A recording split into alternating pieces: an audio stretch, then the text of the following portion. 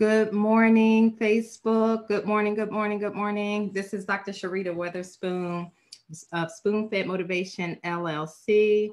I am here this morning with the soon-to-be Dr. Marilyn Pendelton, who is the founder and CEO of Your Voice Heard. We are here this morning to talk a bit about what she does and who she is and her role in the Love Letters to My Girls anthology. She is one of the phenomenal women who will be participating with us as a contributing author. I'm just so excited about having her join us on this mission. I'm hoping that something that you hear today will motivate you and inspire you as a Black woman or a young girl to join us as a contributing author. Or to support us in some way in getting this message out into the world, into the hands of Black women and girls across the world. So thank you, Marilyn, for joining us today. I really appreciate you being a part of the project and taking time this morning to talk with me and to share with our audience. How are you doing? Thank you for having me. It's great. Great. So first, I want to ask you to just, tell us who you are, what you're all about and the work that you do in your company. Wow. Well, first and foremost, my vision is global, and it's very important to know that what separates us is geographical regions. But at the end of the day, we all have a desire to contribute to the world, but how we do it looks different ways. Mm-hmm. My company, Your Voice Heard, I founded it in 2009, and it was a result of, I was a school nurse in an elementary school in Kensington, discovered that children had various losses that impacted their academic achievement. Mm-hmm.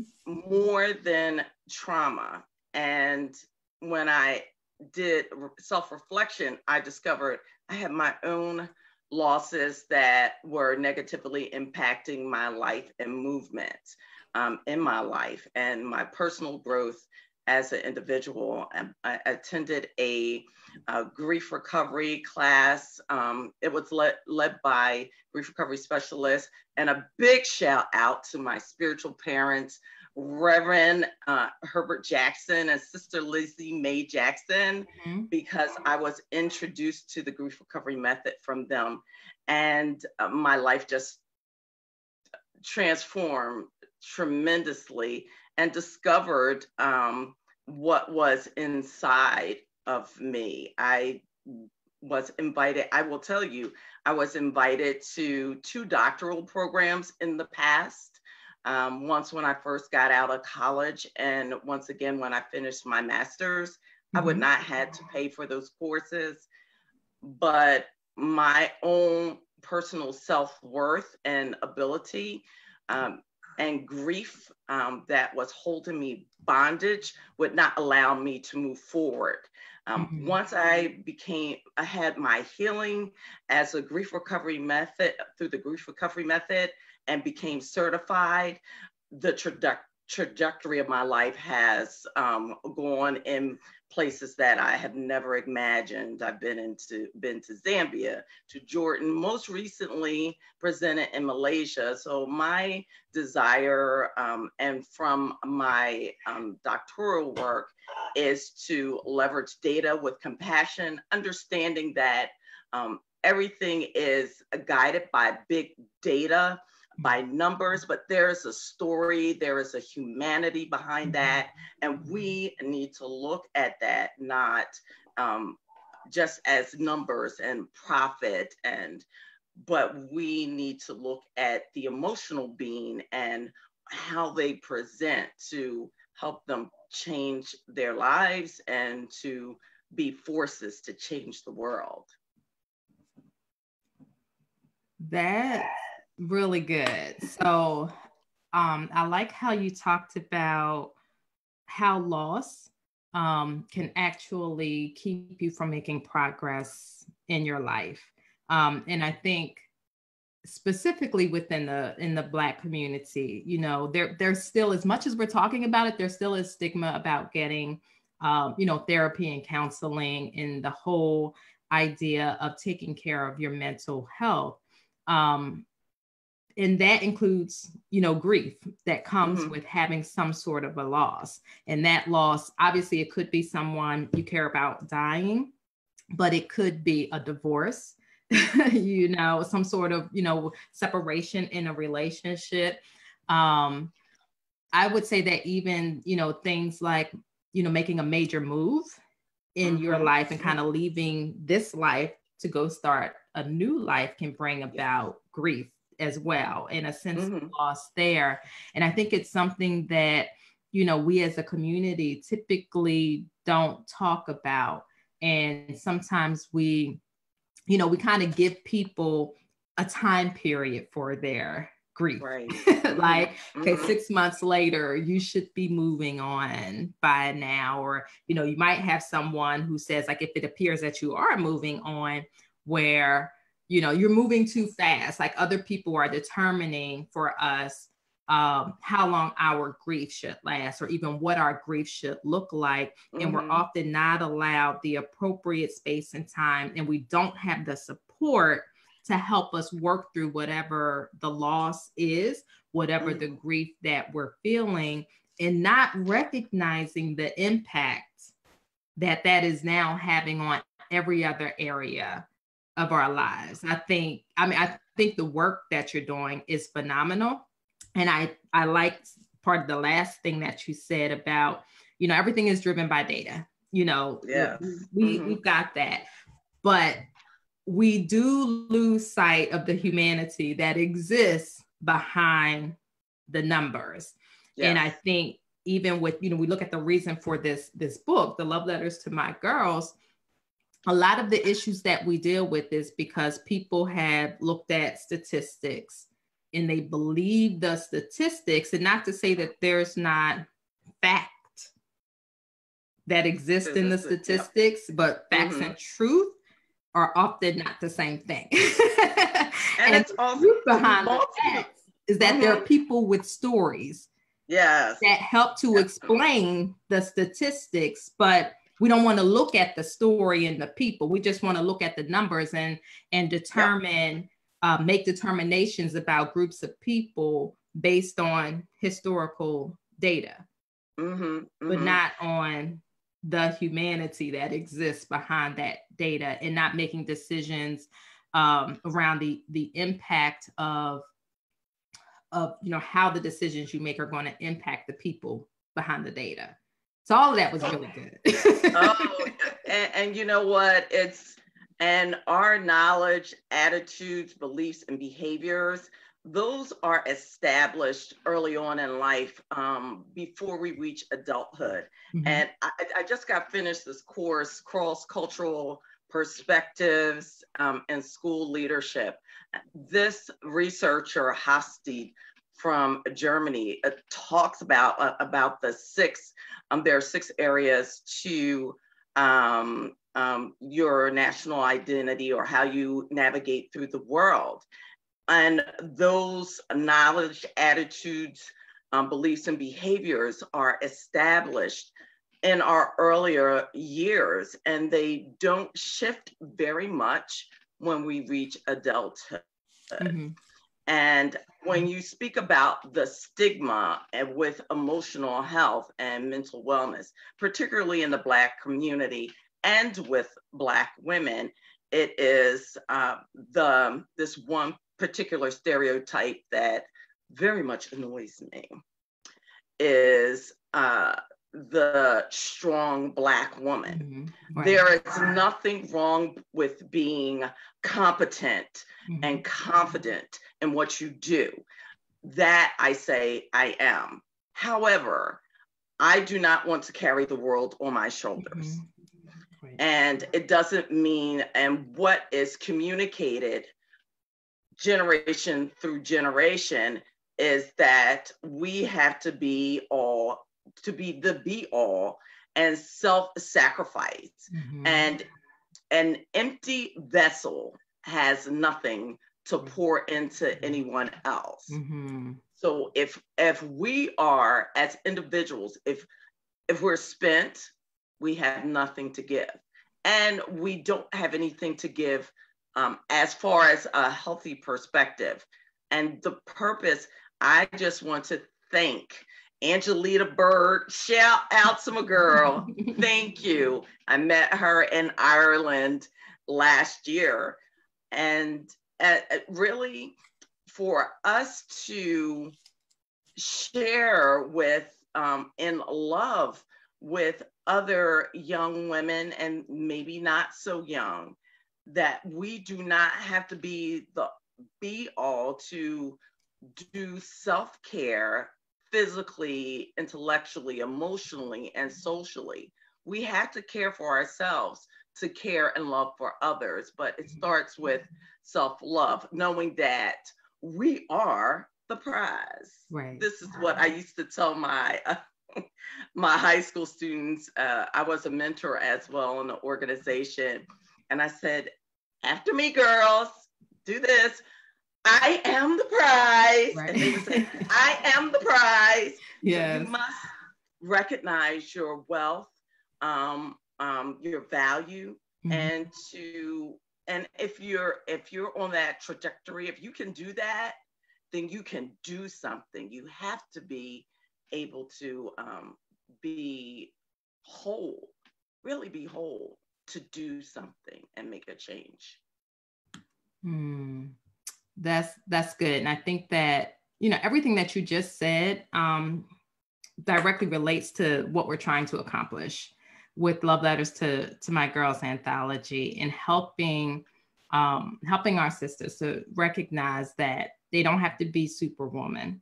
I said, I think in my last interview with another author, that Superwoman is a fictional character. And we should not be striving to be like someone who doesn't exist, right?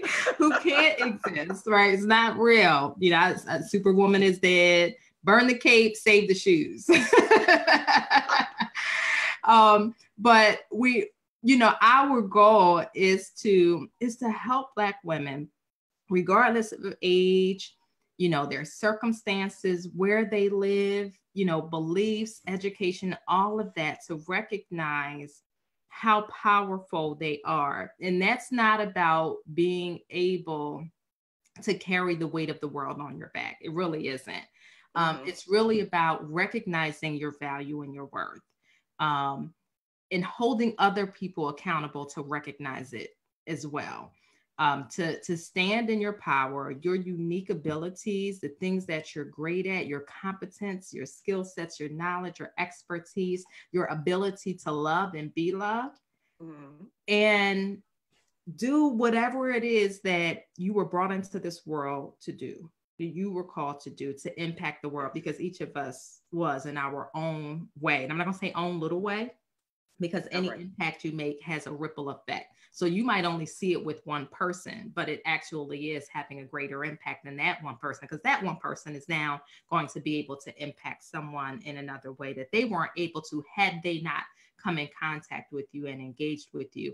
And we want to, I think once we recognize our power and our value and our worth, that in fact makes us stronger. And it puts us in a position to then make decisions for our good and for our betterment, rather than to our detriment. So for that woman who is, trying to make a decision between staying in a work situation that's unhealthy and starting a business, we may be able to empower, motivate her to make that decision. That must have been me. For that woman who is in an abusive relationship, we may be able to empower her, to make the decision to leave for good this time.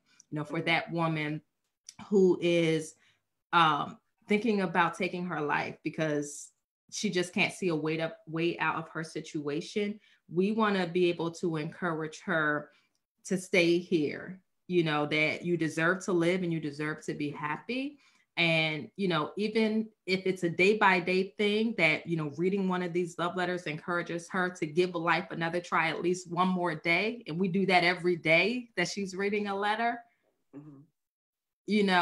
I think that we can underestimate the value that words can have and the power that words can have. But because I recognize that, and I recognize the accessibility of a book, to get into people's hands, it's one of the reasons why I wanted to do this project and do it in book form, because I feel that we would have the ability to reach so many more women than we would by doing a live event, by offering a coaching program, which all of those things are great. That's what I do in my business, but I can't touch everybody. Like there's only so many people I can personally touch, right?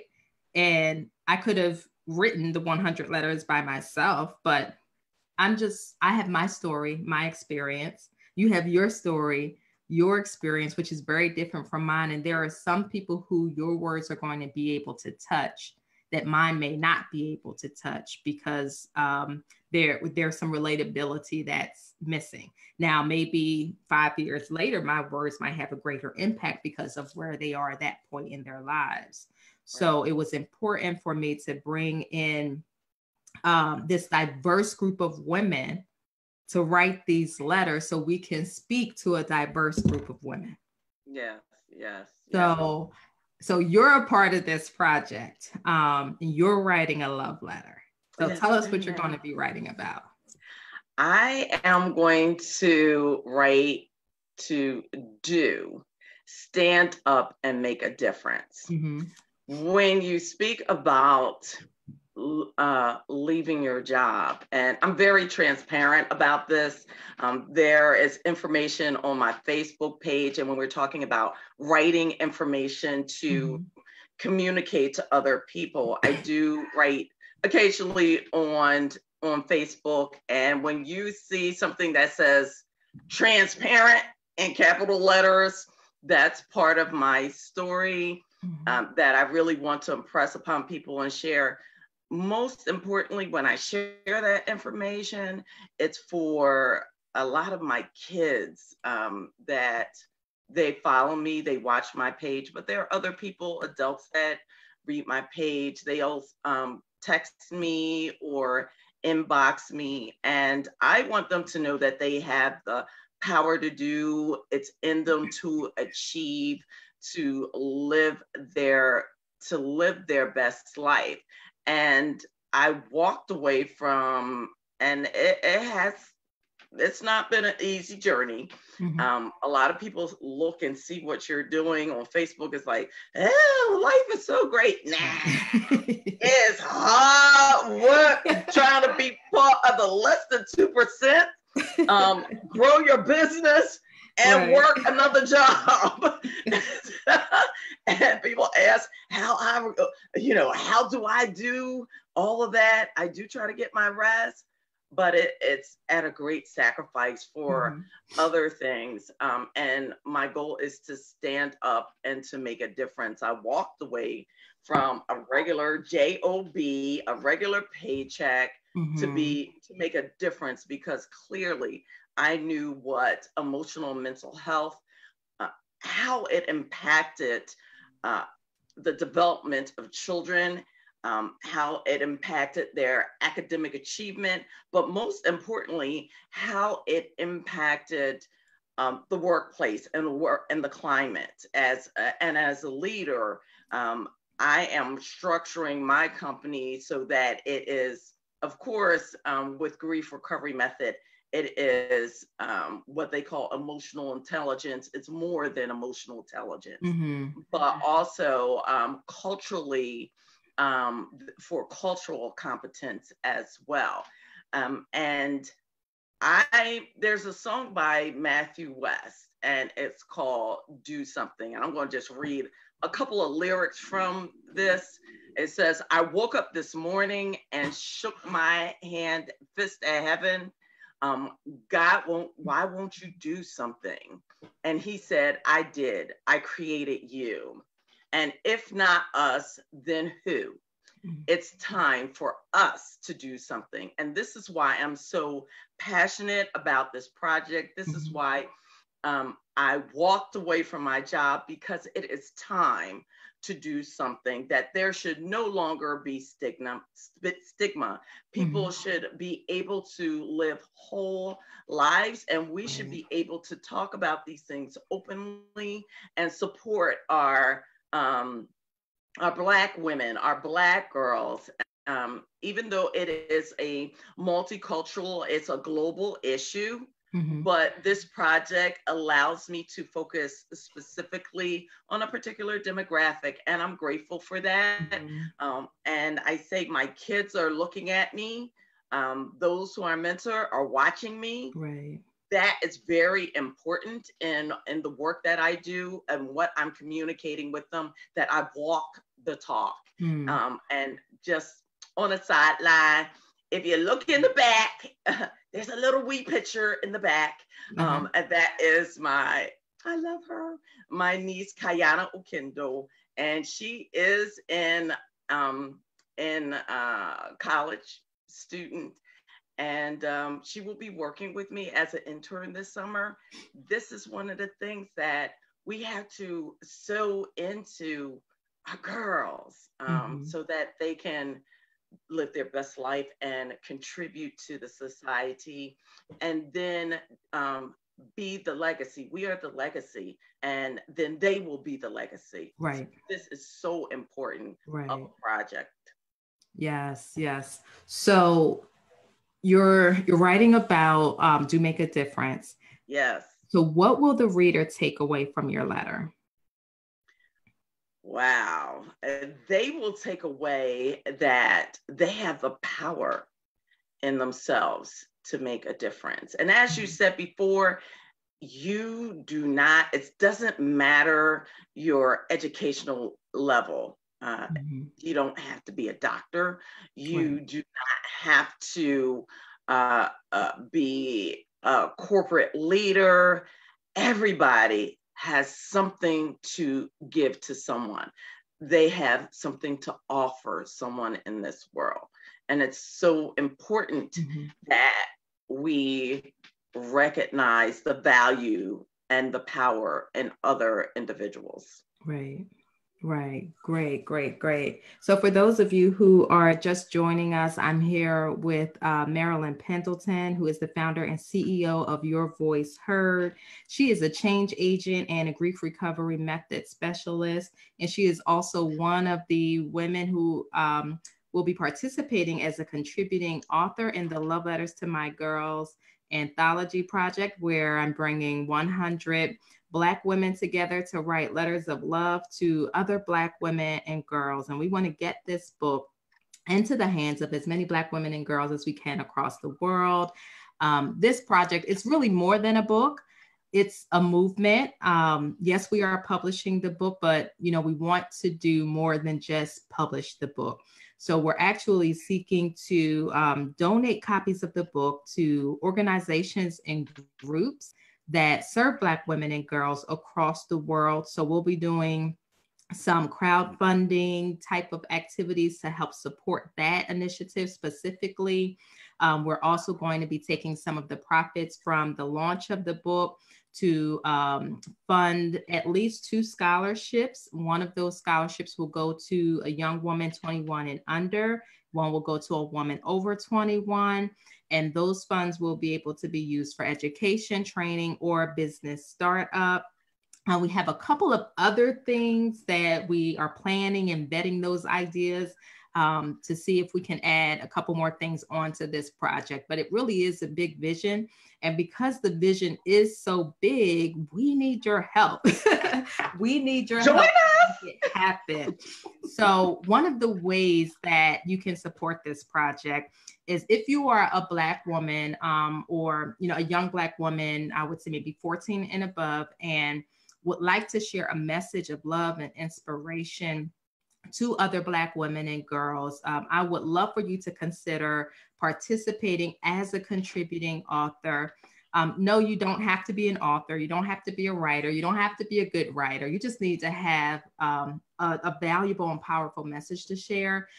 Our professional editors will make sure your letter looks good, so you don't have to worry about that. So you just, you obviously you want to be a Black woman who loves and supports and cares for other Black women, because this is about uplift and cooperation and collaboration, not competition. Okay.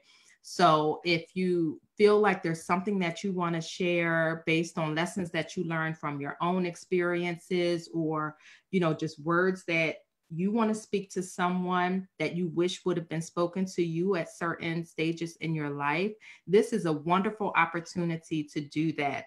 And you can learn more details about how to become a contributing author by visiting smpl.ro/love letters. And I will make sure that that is in the description so that you can find that. And if anyone who's watching live can type that URL into the comments for me, that would be great. It's smpl.ro/love letters. Now, additionally, if the writing thing just is not your thing, or you're not a Black woman, but you still want to support our mission, which we hope you do, you can sign up to stay up to date with the project at loveletterstomygirls.com. We will be sharing details on our crowdfunding activities. We'll be soliciting feedback about our book cover design, our t-shirt design, and some other things that we're doing as well. Certainly information on the book launch and how you can be a part of that.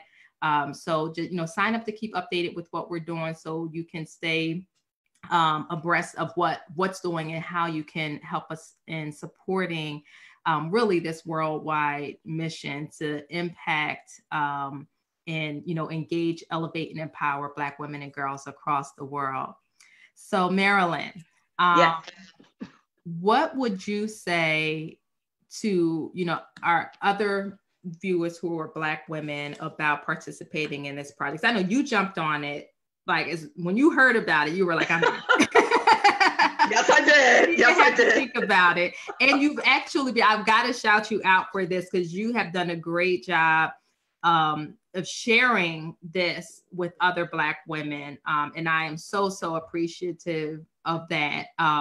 Every day in the Facebook, I want to introduce you to this person. She'd be great.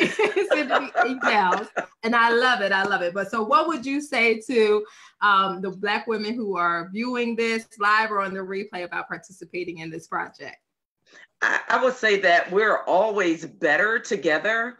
And it's always that synergy, that collaboration and togetherness, that unity that allows individuals to move and change the world. Mm-hmm. I implore my network, which, a lot of them have gotten the email, mm-hmm. to join us because my group is a diverse group, is a global group.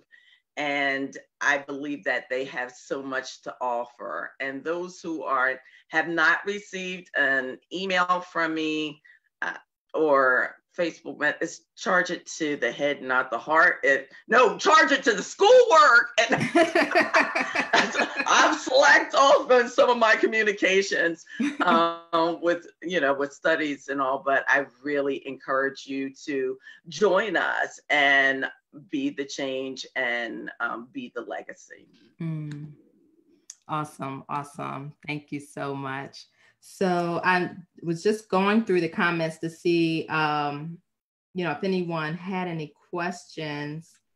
I don't see any specific questions, but, congratulations. This is awesome. Strong Black Women Unite. Angie says, thanks for the shout out.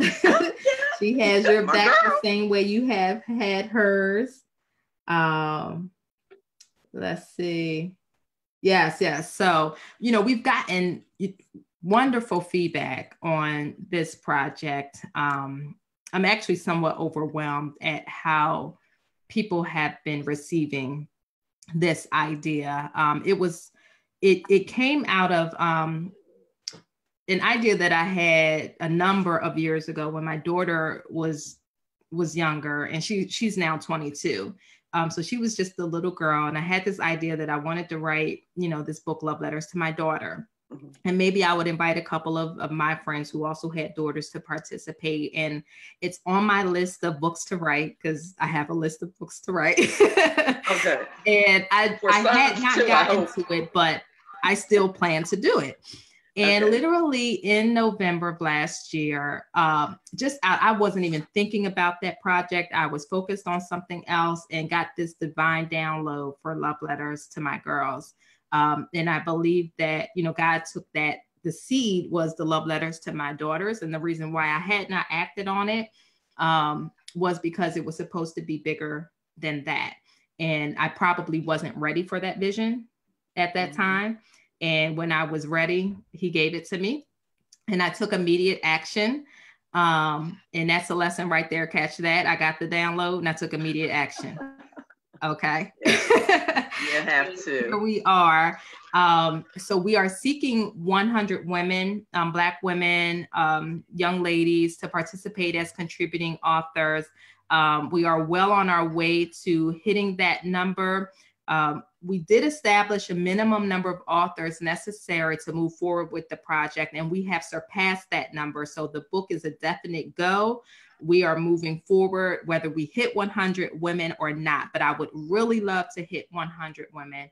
And I know enough women in my network alone who could fill those spaces. And then when we add the other women who are now part of the project and their networks, I mean, we should be able to do 1,000 letters. Really. Wow. That's excellent. But right now we're just looking for 100. So, if you work with Black women in the community, in ministry, in your jobs, Black women and girls, you support Black women and girls, you care about Black women and girls, you love Black women and girls, I need you to consider participating in this project, because our sisters need us. No one else is coming to save us. No one else is going to fight for us. We've got to do it ourselves. And we cannot do it alone. Yes, one person can make a difference. But when two or three. Yeah, exactly. All right. So we want to bring together 100 so we can literally impact the world with this message and reignite the bond of sisterhood. And just let our sisters, our mothers, our moms and aunties and friends, nieces and daughters, just that we love them. And we don't love them just because it's what we're supposed to do. We love them because they're lovable. Yes, absolutely. You are lovable. You are wonderful. You are unique. You are powerful. You are worthy. You are valuable. You are beautiful. You are smart. You are intelligent. All of that is in you and more. And the world, and you can do anything in the world. Yes. We want to make sure that you know it. And if no one else is going to tell you, your sisters are going to tell you. We are going to tell you. Exactly. Yes. So before we close out, can you just share a couple of sentences of motivation for those who are viewing, whether they're male or female? Just leave our viewers with something positive for the day. Wow. Oh my, every day is a gift, and it just takes one step at a time. You can't achieve your goal immediately and quickly. It's a journey. And there will be setbacks at times, but at the end of the day, you stay focused on the prize, stay focused on the vision, stay focused on the dream, and stay focused on the lives that you will change. Good. Thank you, Marilyn. Thank you. So I appreciate you joining me this morning for this live interview. I appreciate you joining the project. We're going to make this thing happen. Yeah, I'm excited. I'm thrilled. Yes. And to each of you who have joined us live or watching the replay, we thank you for your time. We're looking forward to your support in whatever way you can support us. And I just want you to remember that in your words are the power to heal, to uplift, to inspire, and to save someone else's life. So ignite the power in your words. Thank you, everyone. Have a good Thank day. you.